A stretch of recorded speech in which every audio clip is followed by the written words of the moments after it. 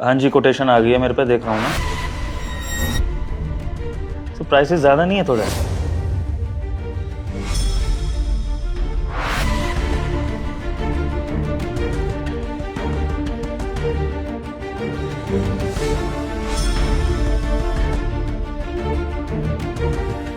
Sir वो meeting fix कर दी थी हम लोगों ने।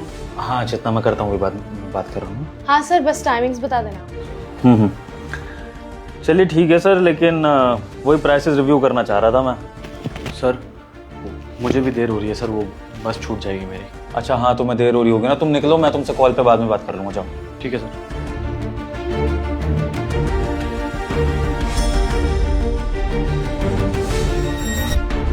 चलिए ठीक है सर, मैं कर लूँगा इस बारे में बात भी।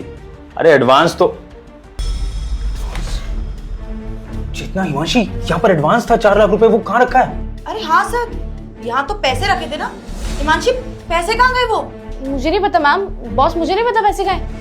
एक मिनट, अब हाँ शर्मा जी, हाँ मैं कह रहा था कि एडवांस रेडी है, कल मिलते हैं, मैं कल सबमिट करता हूँ एडवांस। हाँ मिलके बिल्कुल, कैश ही रखा है मेरे पास। Okay, thank you. क्या बात कर रहे हो आप दोनों, यहाँ पर 4 लाख रुपए कैश रखे होते शर्मा जी को एडवांस देने के लिए, और आप लोग कह रहे हो कि है नहीं, कहाँ गया कैश वो? सर मुझे कोई आइडिया नहीं है कि पैसे कहाँ चले गए हैं। सर इस कमरे में हम तीनों के अलावा एक और इंसान था, वो सिक्योरिटी गार्ड, और कितनी हड़बड़ी कर रहा था जाने में। पक्का उसी ने पैसे उठाए होंगे सर। हाँ सर, ये गरीब लोग ना ऐसे ही होते हैं। मुझे लगता है कि वही पैसे चुरा के भागा है, बड़ी जल्दी में भागा था। आप उसे बुलाइए ना, उसके पास हो सकते हैं पैसे। तो ऐसी बात है तो उसको बुलाना चाहिए ना, वो तो गाँव निकल जाएगा अपने। गार्ड ऊपर आओ एक बार। जी साहब, बुलाया आपने? यहाँ पर 4 लाख रुपए रखे हुए थे शर्मा जी की मीटिंग के लिए, कहाँ है वो? 4 लाख कैश? मुझे नहीं पता साहब। झूठ बोलने की जरूरत नहीं है, इस कमरे में हम तीनों के अलावा सिर्फ तू था, और इतनी जल्दीबाजी में जो भाग के जा रहा था ना, सब समझ आता है। 4 लाख दिखे होंगे, नियत फिसल गई होगी। जिंदगी में इतने पैसे कभी देखे होंगे इन्होंने? किसी ने चुराए हैं पैसे? चुपचाप से पैसे दे सर के। मैडम कैसी बातें कर रही हैं आप? मैं जल्दी में जा रहा हूँ क्योंकि बस छूट रही है मेरी। कोई चोरी वोरी नहीं करी है मैंने। जिस कंपनी में तुम काम कर रहे हो इतने सालों से, वो टाइम पे तुम्हें सैलरी दे देते हैं, कभी किसी चीज के लिए कमी नहीं करते हैं। तुम्हारी इतनी हिम्मत बढ़ गई कि बॉस के केबिन में खड़े होकर उनकी आंखों के सामने से 4 लाख रुपए चुरा के ले जाओगे और हमें पता भी नहीं चलेगा। देखो राजेश, मैं समझ सकता हूँ इतना सारा पैसा देखकर नीयत फिसल जाती है। वैसे भी तुम गरीब लोगों को पैसे की ज़रूरत होती है, तो कोई बात नहीं। देखो ईमानदारी से तुम मुझे वो 4 लाख वापस कर दो, मैं तुम्हें कुछ नहीं कहूँगा, लेकिन अगर नहीं वापस करोगे तो मैं तुम्हें जेल भी भिजवा सकता हूँ। चलो निकालो पैसा। साहब कैसी बातें कर रहे हैं आप? मतलब अगर मैं गरीब हूँ तो मैं ही लालची हो सकता हूँ क्या? हो सकता है ना ये मैनेजर मैडम ने चुराया हो या फिर हिमांशी मैडम ने चुराया हो, कोई भी चोर हो सकता है साहब। अब तो मुझ पे इल्जाम लगाए जा रहे हैं, हो सकता है मैडम ने ही चुराए हो। दो कौड़ी के सिक्योरिटी गार्ड हम पे इल्जाम लगा रहे हैं चोरी का। हम क्यों चोरी करेंगे? तेरी तरह ना गरीब नहीं है हम कि हमें घटिया काम करने की जरूरत पड़े। 1 लाख रुपए सैलरी मिलती है मेरे को महीना, और उसको 70,000 रुपए। हम दोनों को जरूरत नहीं है चोरी करने की। और अब यहाँ पे फंस रहा है सर, तो बस बातें घुमाए जा रहा है और कुछ नहीं, ताकि इसका बैग चेक ना हो और यहाँ से किसी ना किसी तरीके से निकल जाए। एक मिनट, शांत हो जाइए। चेतना, आराम से बात करो उससे, क्रिटिकल सिचुएशन है, हमें चिल्लाना नहीं चाहिए। देखो राजेश, तुम्हें अगर पैसों की ज़रूरत है, मैं तुम्हें वादा करता हूँ बाद में मैं तुम्हें खुद और एक्स्ट्रा पैसे दे दूंगा। मैंने तुम्हें भी गांव जाने के लिए एडवांस दिए ना, फिर उसके बाद क्या ज़रूरत है पैसे चुराने की? मैं तुम्हारे आगे हाथ जोड़ रहा हूँ कि पैसे मुझे वापस कर दो। ये शर्मा जी को देने हैं, अगर हमारी डील कैंसिल हो गई इस चक्कर में तो पूरी कंपनी का नुकसान हो जाएगा। इन लोगों की सैलरी कहाँ से जाएगी? तुम नौकरी कैसे करोगे? देखो छोटे से लालच के चक्कर में तुम अपनी ज़िंदगी बर्बाद कर रहे हो, मुझे पैसे वापस कर दो। साहब मेरा गुनाह क्या है? बस इतना ही गुनाह है ना मेरा कि मैं गरीब हूँ। लेकिन साहब आप भूल रहे हैं, एक कैबिन में मेरे अलावा 2 लोग और हैं, 2 महिलाएं हैं, ये मैडम मैनेजर मैडम और ये हिमांशी मैडम। आपने इनसे तो पूछा नहीं, सीधा हम पे इल्जाम लगा दिया क्योंकि हम गरीब हैं, हम चोरी कर सकते हैं। अरे तो क्या तुम्हारी शक्ल पे लिखा है कि गरीब लोग चोर नहीं होते? मैं मानती हूँ कि तूने आज से पहले कंपनी में कभी भी कोई चोरी नहीं की है। चोरी किया तूने, इतनी सी भी गलती नहीं की है, लेकिन हो सकता है तुझे मौका ना मिला हो चोरी करने का। आज तुझे मौका मिला, सर की नजर नहीं थी पैसों पे, तो तूने टेबल से पैसे चुरा के अपने बैग में रख लिए। यही सच्चाई है ना तेरी?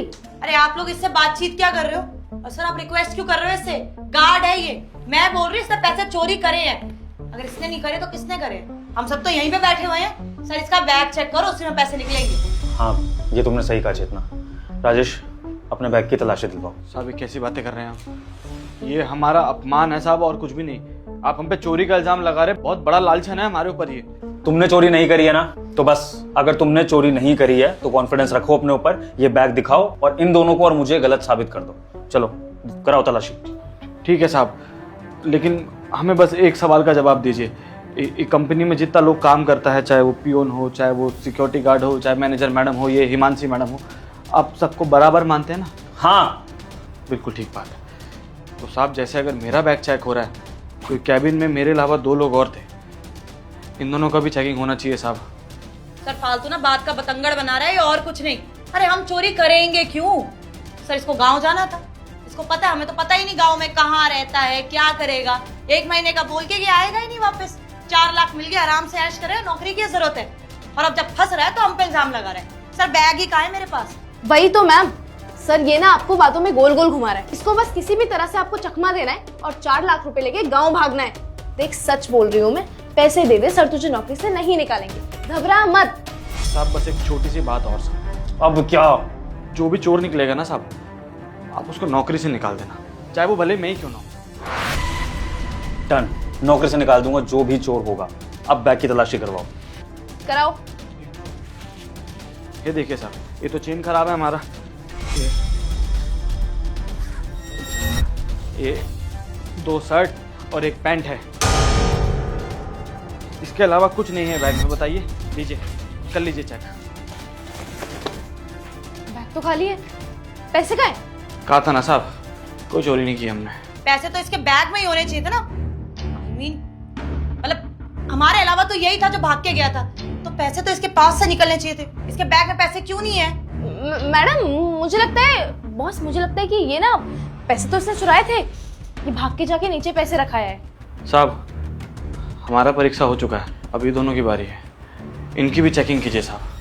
हिमांशी चेतना, तुम्हारे कहने पर मैंने राजेश के बैग की तलाशी दिलवाई और कोई पैसा नहीं निकला, तो मजबूरन मुझे तुम्हारे इस पर्स की भी तलाशी करवानी पड़ेगी। करवाओ, फिर उसके बाद कार्रवाई करते हैं कि पैसे गए कहाँ, क्योंकि राजेश ने तो पैसे चोरी नहीं करे हैं। ठीक है कर लो, मैंने चोरी थोड़ी की है। लीजिए बैग है, खुलता कैसे?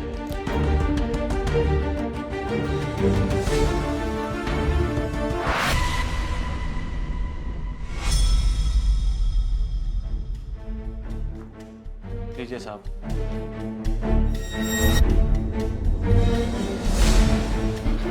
हिमांशी, ये 4 लाख रुपए जिनकी चोरी का इल्जाम तुम राजेश पर लगा रही थी, ये तुम्हारे पर्स से निकले?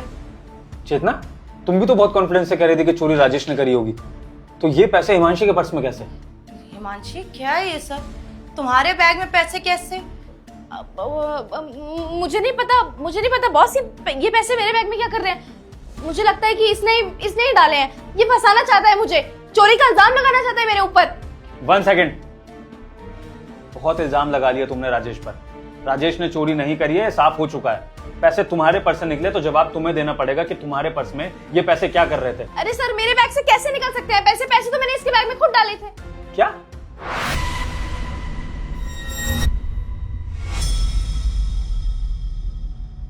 क्या बोला तुमने? तुमने पैसे राजेश के बैग में डाले थे? ये सब क्या चल रहा है? हम बताते हैं साहब। दरअसल जब आप फ़ोन पे बात कर रहे थे ना, तो ये मैनेजर मैडम इनको कुछ इशारा करी और पैसे ऐसे आगे कर दी। हमको शक हो गया था, लेकिन हम इनके सामने ऐसे बर्ताव किए जैसे हमको कुछ पता ही नहीं है। फिर हम देखे कि हिमांशी मैडम हमारे बैग की चेन खराब होने का बहुत नाजायज़ फ़ायदा उठा रही है। इन्होंने चुपचाप से हमारे बैग में पैसा डाल दिया। हमने तुरंत क्या किया, ये पैसा निकाला और इनके बैग में वापस डाल दिया। लेकिन हमको एक बात समझ नहीं आई साहब, ये दोनों ये कर क्यों रही हैं? ये क्यों हम पे चोरी का इल्जाम लगाना चाहती है? आखिर हमने बिगाड़ा क्या है इन दोनों? क्या बकवास कर रहा है? मुझे क्यों फंसा रहा है? सर एक्चुअली हम दोनों ने इल्जाम लगा दिया ना इस पे, इसलिए हमें फंसाने की कोशिश कर रहा है। और सर मेरे पास तो बैग ही नहीं है। अगर मैंने पैसे चोरी करे होते तो मेरे पास होते ना। मैंने कोई इशारा किया ना, मैंने कोई पैसे आगे करे। हिमांशी ने चोरी करे हैं, तभी तो उसके बैग से निकले। सर मुझे फंसाने की जरूरत नहीं है। एक मिनट, क्या बोले जा रही हो तुम? मैनेजर हो तो क्या अपनी गलती छुपा लोगी? अपना सारा ब्लेम मुझ पर डाल दोगी? बॉस मेरी गलती नहीं है यहाँ पूरी तरह से।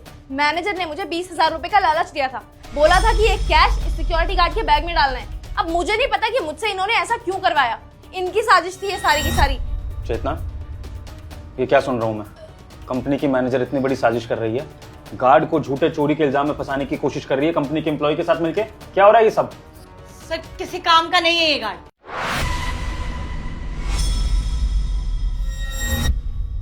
इसलिए मैंने ये किया। मैं चाहती थी किसी ना किसी तरीके से इसको नौकरी से निकाल दिया जाए। सर इतने काम मैं ऐसे बोलती हूँ, लेकिन अकड़ ही इतनी है कि मैडम आपके पर्सनल काम नहीं करूंगा, मैं कंपनी का गार्ड हूँ। अरे इतना ही तो बोल देती हूँ मैं कि कोई सामान लेके आ जा मेरे घर का, या गाड़ी लगा दे, या गाड़ी गंदी है वो साफ कर दे। उतना नहीं कर सकता ये? इतनी बड़ी कंपनी की मैनेजर हूँ मैं। और ये सिक्योरिटी गार्ड ये मुझे ही अकड़ दिखाता है कि मैं नहीं करने वाला, मैं तो कंपनी का काम करूंगा, आपका कोई काम नहीं करूंगा। चेतना, मेरी गाड़ी साफ करोगी? मेरे जूते साफ करोगी? सर क्या हो गया, सुनकर बुरा लग रहा है? तो सोचो फिर राजेश को कितना बुरा लग रहा होगा कि तुम इस तरह की बातें कर रही हो कि वो तुम्हारे पर्सनल काम नहीं करेगा तो तुम उसको जॉब से निकलवा दोगी। तुम्हारी हिम्मत कैसे हुई कंपनी के एम्प्लॉयज पर इस तरह से हैरेसमेंट करने की? तुम्हारे लिए काम करता है वो, तुम्हारी जेब से सैलरी जाती है उसकी। हाँ, अगर तुम्हें अपने पर्सनल काम कराने का इतना ही शौक है ना तो अपने घर के पर्सनल गार्ड से करवाओ। रखो एक गार्ड अपने घर पे और उससे काम कराओ। तुम यहाँ पर खुद एक एम्प्लॉई हो, खुद मुझसे सैलरी लेती हो और अपने जूनियर्स को नीचे दिखाने की कोशिश करती हो कि वो तुम्हारे काम करे। मैनेजर हो तुम चेतना, तुम्हारा काम है एम्प्लॉइज को मैनेज करना ताकि मुझे उनकी प्रॉब्लम डायरेक्टली सॉल्व ना करनी पड़े, जिसके लिए मैं तुम्हें सैलरी देता हूं।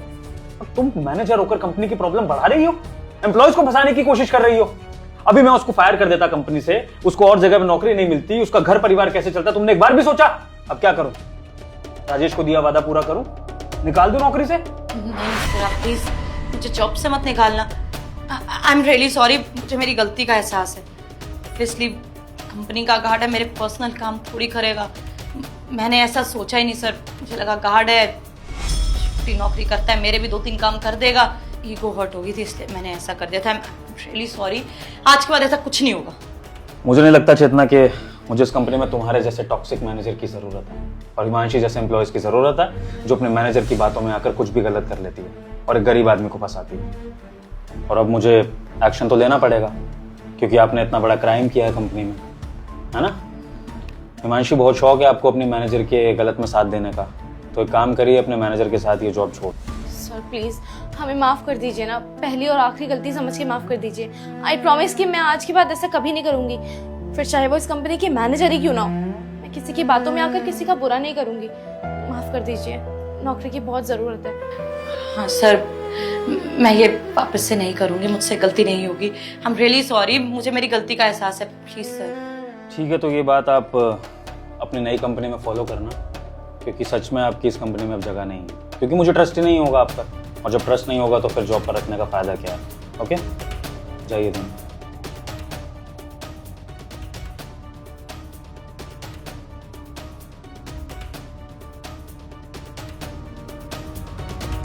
रुको राजेश, ये अमाउंट मैं तुम्हें देना चाहता हूँ। एक्चुअली मैं बहुत सॉरी फील कर रहा हूँ कि मैंने भी उन लड़कियों की बातों में आकर तुम पर गलत इल्ज़ाम लगाया। तो ये कुछ अमाउंट मेरी तरफ से कंपनसेशन है मेरी गलतियों का, और ये आगे से प्रॉमिस है राजेश कि इस कंपनी में तुम्हें वैसे ही इज्जत मिलेगी जैसे बड़े लेवल की मैनेजर को मिलती है। और कभी भी तुम पर कोई भी ऐसे इल्ज़ाम लगा देगा तो उस इल्ज़ाम को माना नहीं जाएगा बिना प्रूफ के। ये लो।